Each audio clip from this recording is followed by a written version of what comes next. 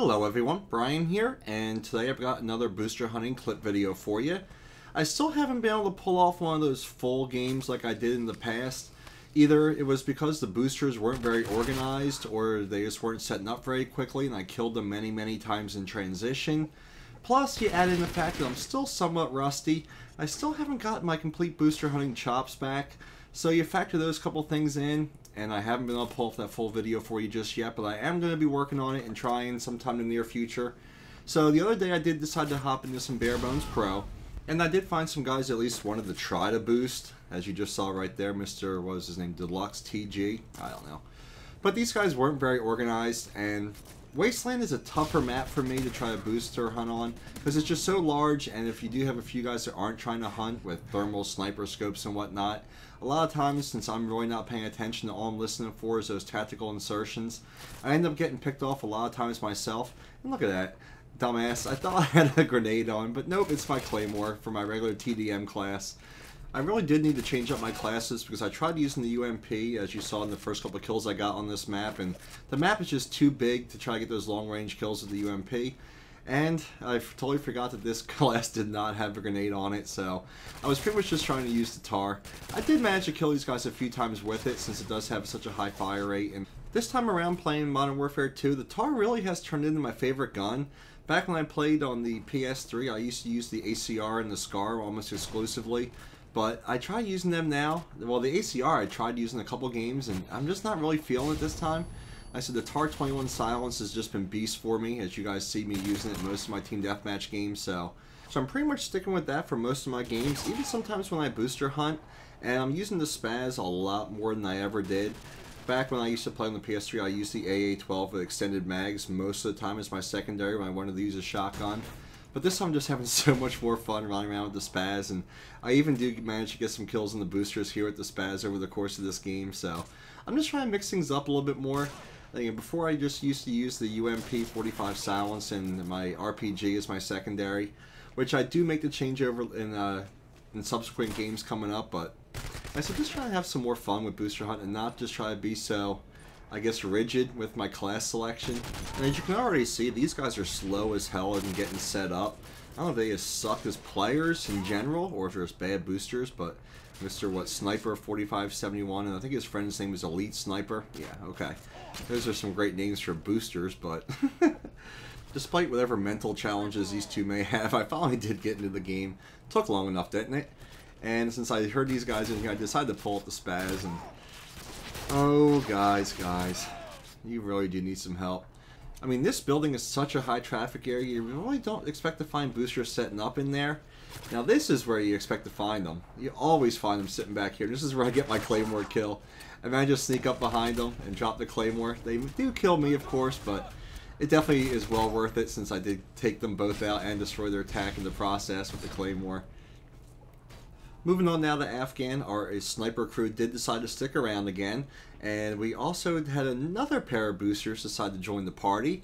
Hype Matrix and Hype Artsy, I don't know. But as usual, when you have two distinct sets of boosters that aren't really working together as a group, they always inevitably decide to go to the same places and end up killing each other many times in the process. And that's one of the funniest parts about booster hunting. You know, a lot of times you find a group of 4 or 5 guys that will all want to work together, and you know, you just happen to fall into a full booster lobby. But when you get these groups of 2, like I said, they don't work very well and play well with others. So that is definitely one of the most entertaining parts of spectating the beginning of these matches, because you always see them going to the same places. It does make it more difficult though to get started and jump into the game right away, because since they keep killing each other, they always try to change it up and go to different spots, so they'll hopefully avoid each other moving forward. But we will eventually get into this game, guys, I promise. This is definitely one of the longest times I've spectated in quite some time. I mean, you just saw the Hype crew try to set up in the back of the plane, and they didn't like that spot. And now Sniper there is waiting for his buddy and back in the corner.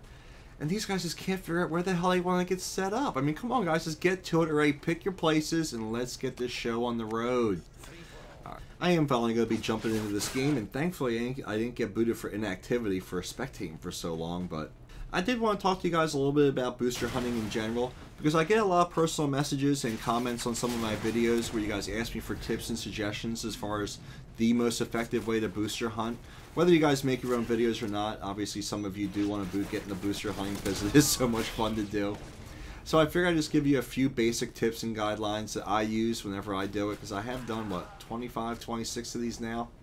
First and foremost, obviously spectate the beginning of every free-for-all match you get into, just to see if there are any guys running tactical insertions.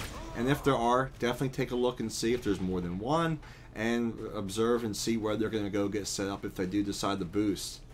Second, if you guys don't already have one, I recommend getting a headset as soon as you're able to, because it really helps you out as far as hearing where the tactical insertions are in a directional aspect, so that you can find them more effectively and don't have any surprises just looking around randomly, which a lot of times you end up getting shot in the back when you're not sure where to look. Third is use sit rep as your third perk. I know when I did a lot of my early booster hunting videos, I really didn't use it. I used Ninja because I found sit rep to be somewhat distracting. But at times, sit rep comes in very handy as far as being able to see the tactical insertions around corners or inside buildings, so that you can just get that grenade in there or get that RPG shot. So I hope those few basic tips comes in handy for you guys and helps you out if you do decide to get into the booster hunting act. Because like I said, it is just so much fun, especially if you get a very talkative group of boosters, which unfortunately I haven't really found yet. I really tried egging these guys on during some of these matches and talking to them and taunting them into talking to me, but because I know before in my previous setup I used to record their voices a lot, and you'd hear them whining and begging and pleading with me not to kill them and asking me if I wanted to boost with them. But now that I got my new setup moved upstairs, which I still need to do my new setup video for you, I'm now able to record my own voice as well while I play, which I am going to work on some live commentaries for you guys sometime in the near future as well. But I really haven't been able to take advantage of my new setup yet for my booster hunting videos, and I really have that type of good booster interaction yet. Hopefully that'll happen sometime in the near future, because I know that makes the booster hunting videos so much more entertaining to watch. The one person right now that is really good at it and has had a lot of luck in finding some talkative boosters and interacting with them is KPopp. If you guys aren't familiar with her, I definitely recommend you check out her channel and some of her more recent booster hunting videos, because she did many of them in the past just like I did, and she only recently got back into the booster hunting scene, and her last couple of videos were really funny. I mean, I was cracking up the entire time. So what I'll do is I'll either link her most recent couple of videos in the description, or I'll just drop her channel link in there. And if you guys have a few extra minutes, I definitely recommend you swing by there and take a look at them. You will be very entertained, that much I promise you. And if you do take a moment to swing by there, please just leave her a note that I sent you, because commentators such as myself really do appreciate the cross-promotion we can give each other with links to each other's videos and channels. It really does help us all out in the long run. Also, I did want to ask you guys a real quick question. Since I am going to try live streaming much more often, since it's so much more convenient for me now with my whole setup upstairs, my work schedule's changing up a little bit here and there. I am going to be off on the occasional Monday. I know the weekend is the ideal time for me to do all my live streams and open lobbies, which I am going to try to mix in as well. But would you guys be available or interested in seeing me do a live stream or an open lobby on a Monday afternoon? Because like I said, I know you guys are, a lot of you are out of school now, and I know that would be a good time for me to get a lot of my overseas subscribers and followers involved into those things as well. So please just let me know if you guys would be around or even interested in seeing me do it on a Monday. Because then what it'll allow me to do is give you guys much more advanced notice of that odd Monday when I am going to be off from work. So that way I can tell you, 2-3 days in advance, if not even more so, that I'll be doing the open lobby or live stream during that time. And this video is now about to wind down. We got one last kill here coming up.